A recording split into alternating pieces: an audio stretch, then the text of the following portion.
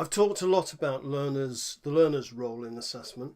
Teachers do have a role too, namely reviewing and goal setting. Reviewing means looking back at things and happens when the teacher uses their subject expertise to check the learning process, which, as we know, can only happen if the monitoring and evaluation has already been tracked and is there to be examined. Goal setting emerges naturally from the review. Now, forget academic distinctions between aims and objectives. Learners don't care about them in the slightest, and the same applies to SMART targets. Goals are motivational as well as directional tools and need to appeal to the learner's values and sense of purpose. This warrants a more detailed look, and it's also where the dual professional expertise of the teacher really kicks in.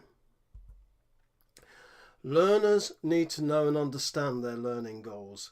Flashing aims and objectives up on a PowerPoint is sadly pretty meaningless and ineffective. As dual professionals, teachers must be capable of explaining why a learning goal is important, what's its purpose, or what use does it serve, how does it fit into the larger learning journey. I would argue that not one of us would make anything like a real effort if we could not satisfy those particular questions. Learning is about hearts as well as minds. If you want to motivate me, then goals need to be current for me. I need to see that they are relevant to me now, not at some nebulous point in the future. There's lots of research to substantiate that. I can cope with a goal that isn't immediately relevant as long as I can see that it is a stepping stone to something which I do value.